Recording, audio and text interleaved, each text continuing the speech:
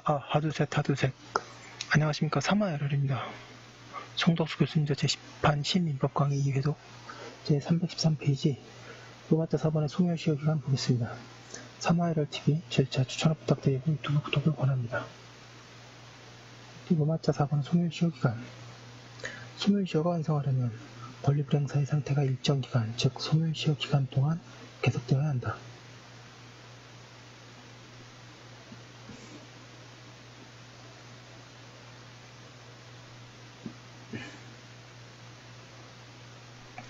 그 기간은 채권과 다른 재산권에서 다르고 또 채권 가운데서도 3년, 1년의 단기 소멸시효가 적용되는 것이 있다.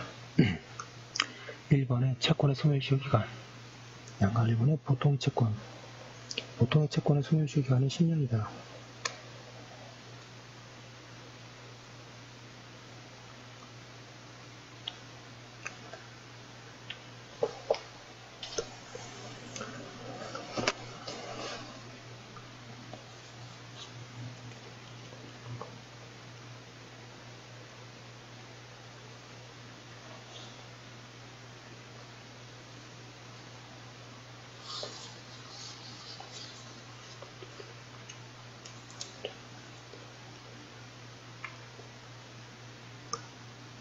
그러나 상행위로 생긴 채권은 시효기간이 5년이다.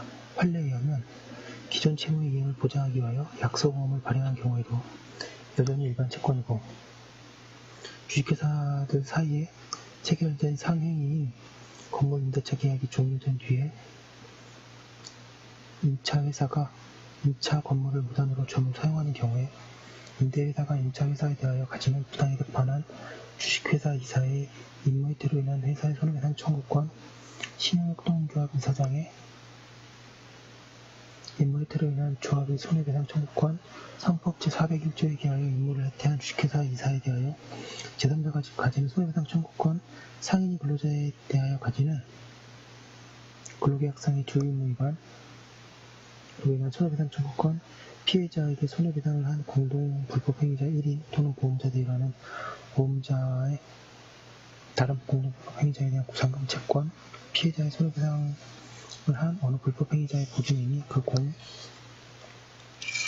동 314페이지 불법행위자 또는 공동 불법행위자에 대하여 가지는 구상권, 물상보증인의 채권자에 대한 구상권, 금전 채무의 이행지체로 인하여 발생하는 지연손해배상권, 근로복지공단이 과언합한 보험급여를 환수할 권리, 교통사고 피해자가 가해 차량이 가입한 책임보험의 보험자로부터 사고로 인한 보험금을 수령하였음에도 자동차 손해배상 보장 사업에 위탁받은 보험 사업자로부터 또다시 피해 보상금을 수령한 것을 원인으로 한 이 보험 사업자의 피해자에 대한 부당이득 반환 청구권, 의료보험법 제45조가 정한 보험자의 부당이득 징수권, 집합건물법 제9조에 따른 손해배상 청구권, 부동산 신명법 제11조의 유효기한이 경미한 후에도 실명화 등의 조치를 취하지 아니한 명의주택자가 명의주택자에 대하여 부당이득 법률에 따라 가지는 소유권 이전 등의 청구권 등은 모두 10년의 소멸시효에 걸린다고 한다.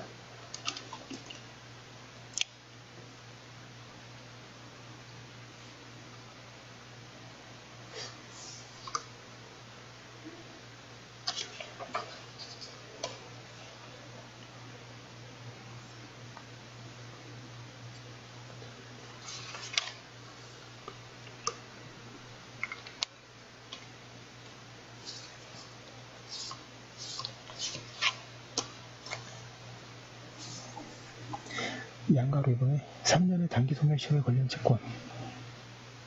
민법은 일정한 채권에 대하여 3년의 단기 소멸시효를 규정하고 있다.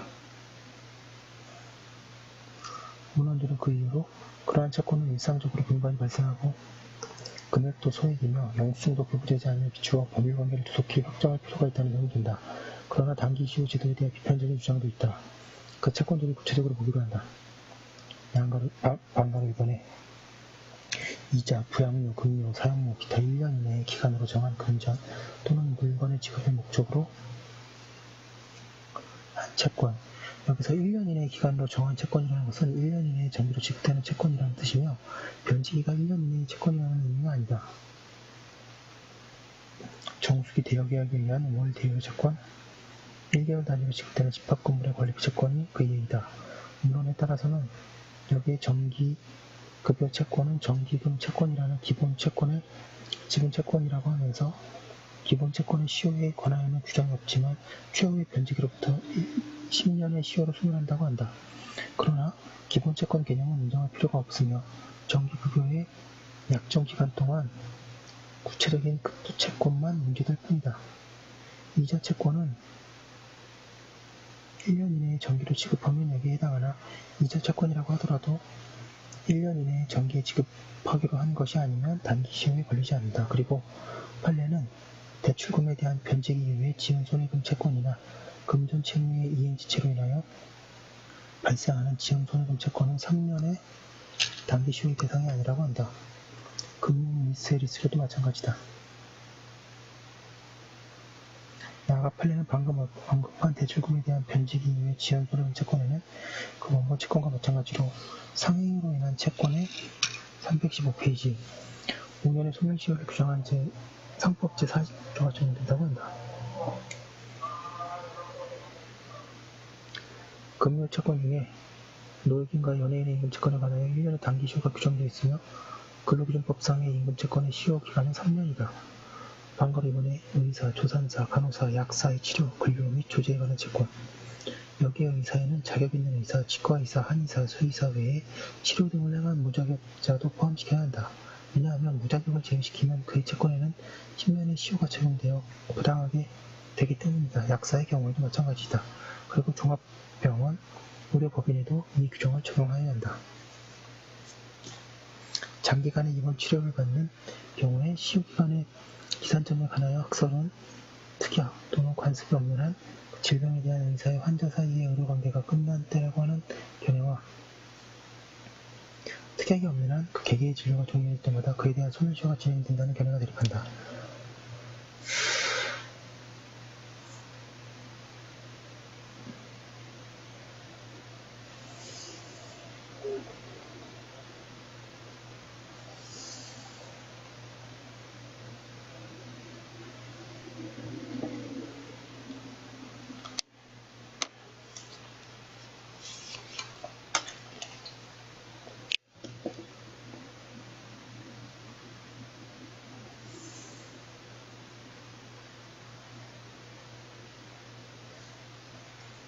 생각건대 치료 중간의 청구는 정사를 의미하는 것이므로 의사를 따르는 것이 타당하다. 약사의 약품 판매로 인한 채권은 여기 조제에 관한 채권은 아니지만 그것은 상인이 판매한 상품의 대가에 이어서 역시 3년의 시효에 걸린다. 판례 민법 제163조 2호 소정의 의사의 치료에 관한 채권에 관해서는 특약이 없는 한 개개의 치료가 종료될 때마다 각각의 당해 진료에 필요한 비용이 이행기가 도래하여 그에 대한 소멸시효가 진행된다고 해석하면 상당하고 장기간 입원 치료를 받는 경우라 하더라도 다른 특약이 없는 한 입원 치료 중에 환자에 대하여 치료비를 청구함에 아무런 장애가 없으므로 퇴원 시부터 소멸시효가 진행한다고 볼 수는 없다 할 것이다.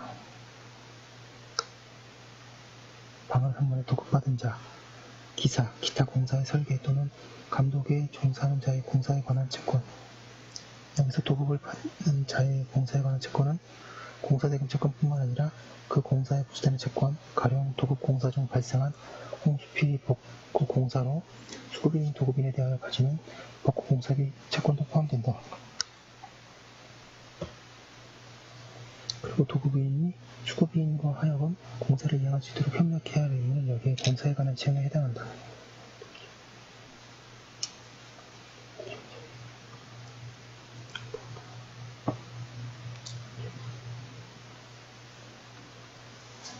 판례가 있습니다.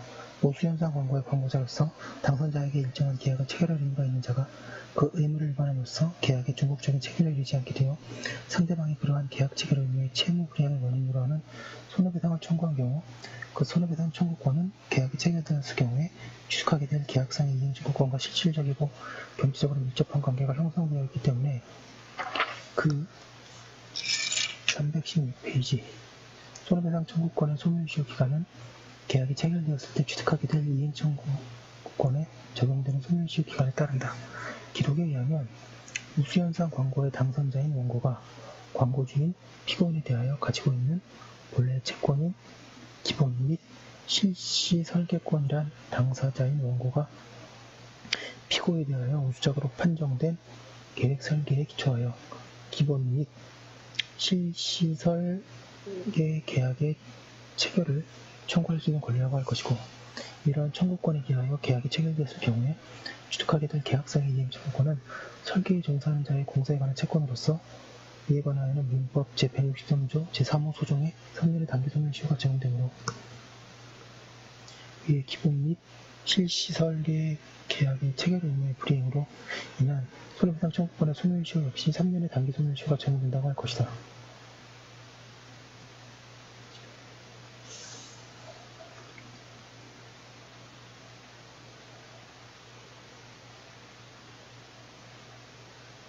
방금 4번에 변호사, 변리사, 공증인, 공인회계사 및 법무사에 대한 직무사항 서류, 보관한 서류의 반환을 청구하는 채권. 여기에 서류에는 의뢰인의 등기 필증과 같이 소유권에 의뢰인에게 있는 것은 포함되지 않는다. 방금 5번에 변호사, 변리사, 공증인, 공인회계사 및 법무사의 직무에 대한 채권. 6번에 생산자 및 상인에 판매한 생산물 및 상품의 대가. 이에 대한 채권은 상행으로 생긴 것이므로 본래는 상법 제64조에 의하여 5년의 시효에 걸려야 하지만 여기에서 5년보다 더 단기의 시효를 규정하고 있어서 동조 단서에 의하여 3년의 시효에 걸리게 된다. 판례 보겠습니다. 3년의 단기 소멸시효가 적용되는 민법 제163조 제6호 소정의 상인이 판매한 상품의 대가란 상품의 매매로 인한 대금 그 자체의 채권을 말하는 것으로서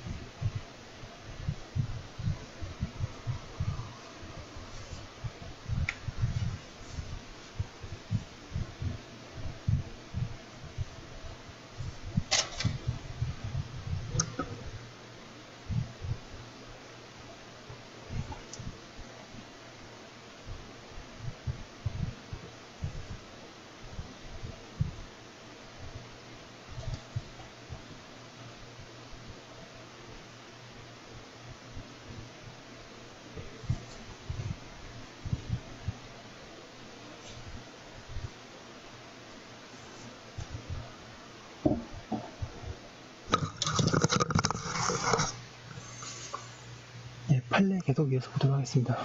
판례. 양가로 기억에 3년의 단기 소멸시효가 적용되는 민법 제163조 6호 소정에 상인이 판매한 상품의 대가란 상품의 매매로 인한 대금 그 자체의 채권만을 말하는 것으로서 상품의 공급 자체가 특가성 있는 청구권에 한한다고 해석되어야 할 것이다.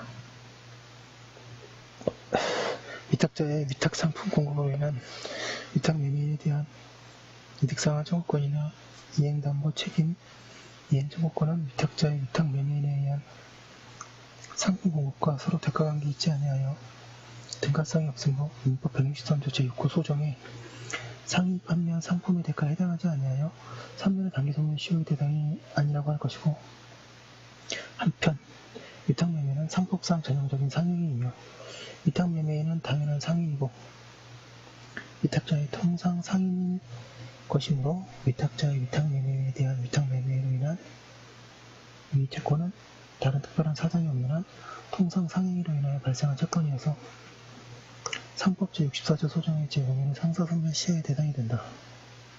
양가로 니은에 농업보통조합법에 의해 설립된 조합이 영위하는 사업의 조합을 위하여 차별 없는 초대의 봉사를 함에 있을 뿐 영리를 목적으로 하는 것이 아니므로 동조합이 그 사업의 일환으로 조합원이 생산하는 물자의 판매 사업을 한다 해도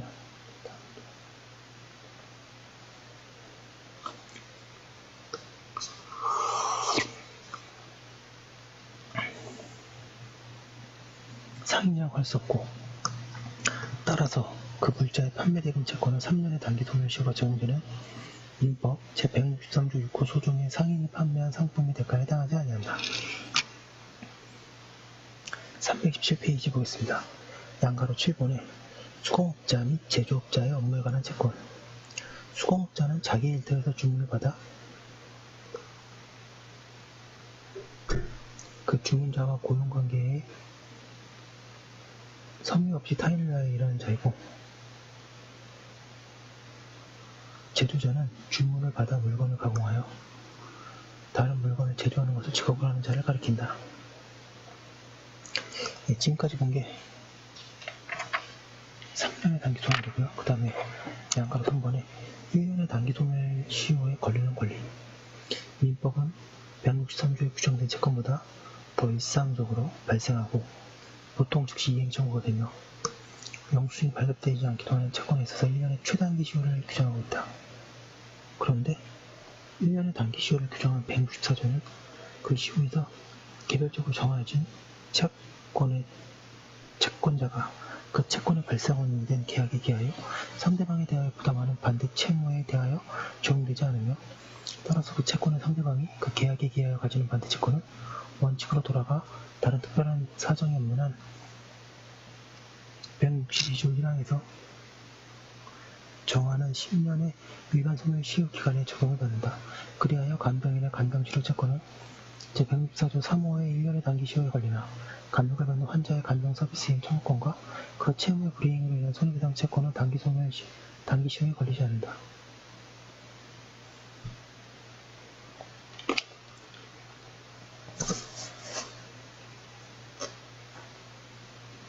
방법 1번에 여관, 음식점, 대석, 오락, 장애운, 숙박료, 음식료, 대석료, 소비물의 대가 및 최단금의 채권. 방법 2번에 의복, 침구, 장구, 기타 동산의 사용료의 채권. 판례는 여기에 동산의 사용 채권은 극히 단기의 동산 임대료 등의 임료 채권을 말하고, 영업을 위하여 2개월에 걸친 중기의 임료 채권은 이에 해당하지 않는다고 한다. 방법 3번에 노역인, 연예인의 임금 및 그에 공급한 물건의 대금 채권. 여기에 노역인은 사용자와 고용관계에 서지 않고 주로 육체적 노동을 제공하는 자를 가리킨다. 그리고 간병 계약에 대해 간병을 하는 간병인도 여기에 노역인에 해당한다.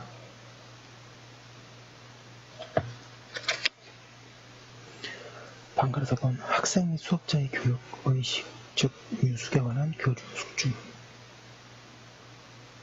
교사의 채권. 이 규정은 채권자가 개인의 경우뿐만 아니라 법인인 학교나 법인 아닌 사단, 재단인 교육시설의 경우에도 적용된다. 양가로 4번에 판결 등으로 확정된 권리. 소멸시효가 확정되기 전에 소를 제기하면 소멸시효는 중단되나 확정 판결이 있었더라도 그때부터 소멸시효는 다시 진행한다.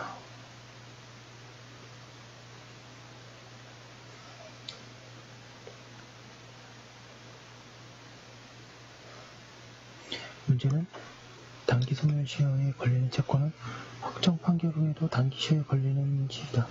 여기에 관한 민법은 판결에 의해 확정된 채권은 단기 시효에 걸리는 채권이라도 소멸시효 기간은 10년으로 한다고 규정하고 있다.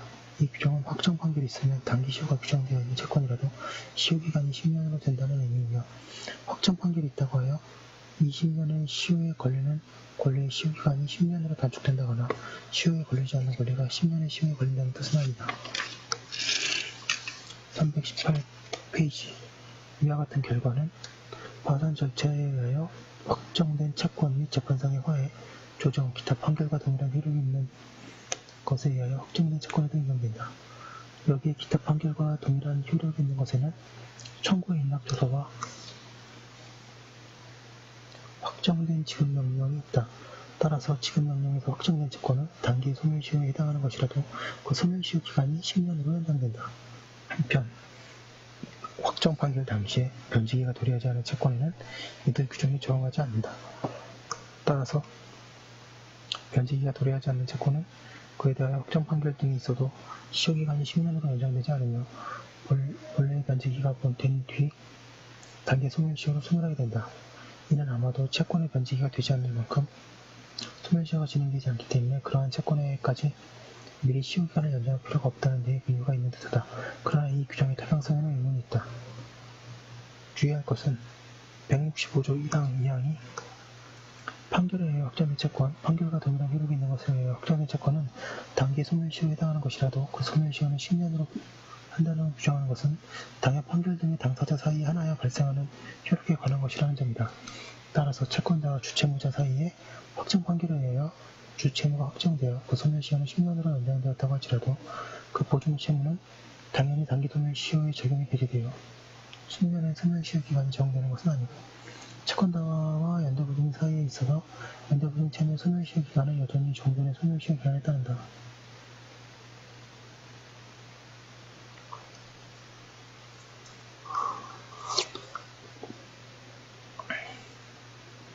그리고 주채무자에 대한 확정 판결에 의하여 제163조 각호의 단기 소멸시효에 해당하는 주채무의 소멸시효 기간이 10년으로 연장된 상태에서 그 주채무를 보증한 경우에는 특별한 사정이 없는 한 그 보증채무에 대하여는 제163조 각호의 단기 소멸시효가 적용될 여지가 없고 그 성질에 따라 보증에 대한 채권이 미사채권인 경우에는 10년, 상사채권인 경우에는 5년의 소멸시효 기간이 적용된다. 이번에 채권 이외의 재산권의 소멸시효 기간, 채권과 소유권을 제외한 재산권의 소멸시효 기간은 20년이다. 소멸시효 기간이 변론주의 대상인지에 관한 판례, 어떤 권리의 소멸시효 기간이 얼마나 되는지에 관한 주장은 단순히 법률상의 주장에 불과하므로 변론주의 적용 대상이 되지 않고 법원 이치권으로 판단할 수 있다고 하고 있습니다. 여기까지 한 거 올려놓고 다음 거에 이어서 하도록 하겠습니다.